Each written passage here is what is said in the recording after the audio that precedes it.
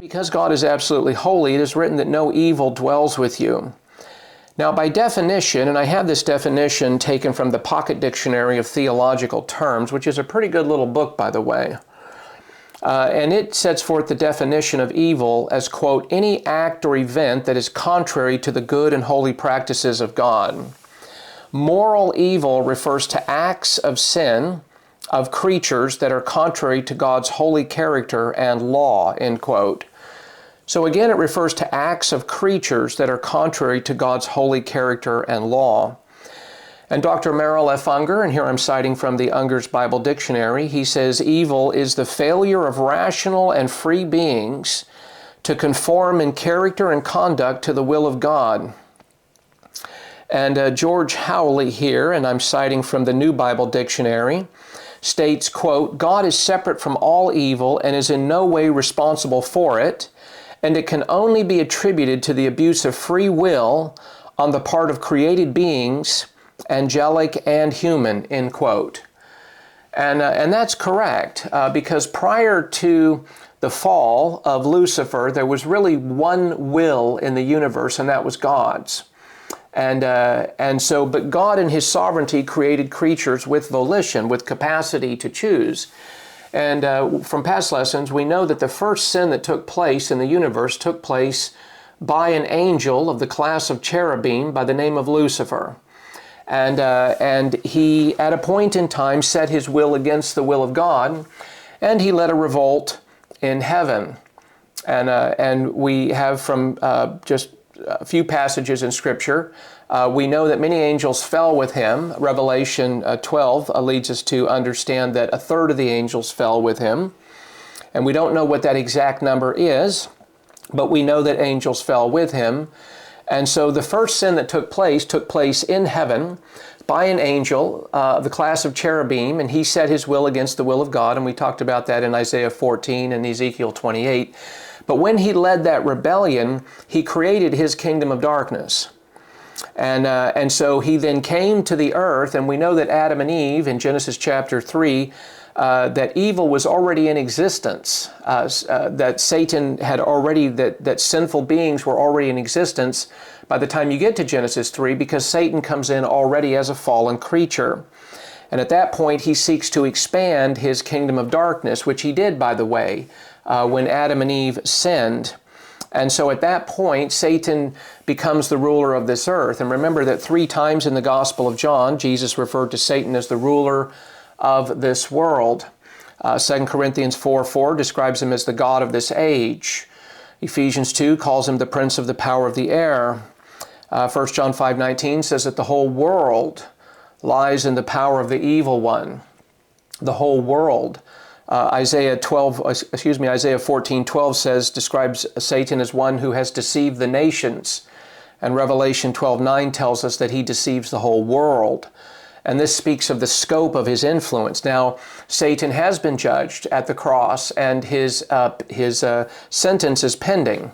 And we know that in the future that he will be cast into the abyss for 1,000 years and then ultimately into the lake of fire.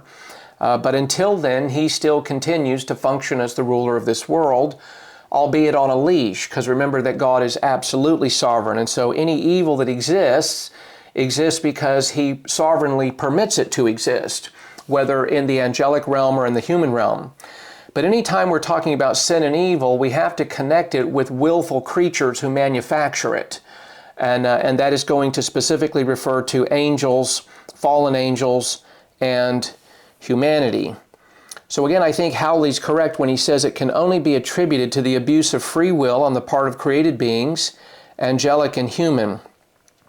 Now, evil, with regard to people, originates within the heart. I think of Genesis 6:5 when it says that the Lord saw that the wickedness of man was great on the earth, and that every intent of the thoughts of his heart was only evil continually. And the word heart there translates the Hebrew word lev, L-E-B, but there the bait lacks the dagesh, so it has a softer pronunciation, almost like a V sound, the lev. But it speaks of the mind, of the intellect. And so here he says that every intent of the thoughts, notice the thoughts of his heart was only evil continually. Zechariah 8:17 says, and let none of you devise evil in your heart against another. And so again, this speaks of the origin, where it derives from.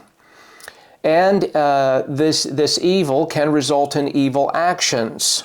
Evil actions. I think of in Nehemiah 13:17, where he says, then I reprimanded the nobles of Judah and said to them, what is this evil thing that you are doing? And here speaking of the action, the act of the will. Proverbs 24:8 says, one who plans to do evil. So you can have evil thoughts, but then you can also have evil actions. 1 Peter 3:12 says, but the face of the Lord is against those who do evil. And so those are evil actions. Evil, by the way, can only be defined as evil because it stands in contrast with the holiness of God. Okay? And this is why I bring it up here, because when we talk about evil, we talk about that which stands in contrast with the holiness of God. Now, evil can also lead to proneness. There can be a proneness to evil. In Exodus 32:22, Aaron said, do not let the anger of my Lord burn, for you know the people yourself, that they are prone to do evil, Deuteronomy 9:24, here he says, where Moses says, you have been rebellious against the Lord from the day I knew you. And here speaking to the first generation that came out, but you have been rebellious against the Lord from the day that I knew you. And evil can also mark an entire generation of people,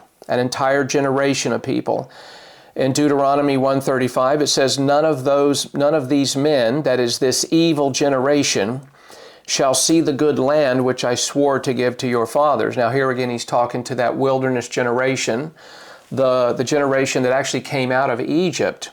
And remember that when you read through the book of Numbers, that they had failed the Lord, they had disobeyed on 10 occasions, and finally God withheld from them the land. They didn't lose their salvation, but what they lost was their inheritance. And so it calls this an evil generation. In Matthew 12:45, Jesus also described his generation as an evil generation. And I sometimes wonder about our generation that we're in, especially here in the United States, because we seem to be trending that way. But again, I just simply bring up evil here to show that evil stands in contrast with the very holiness of God.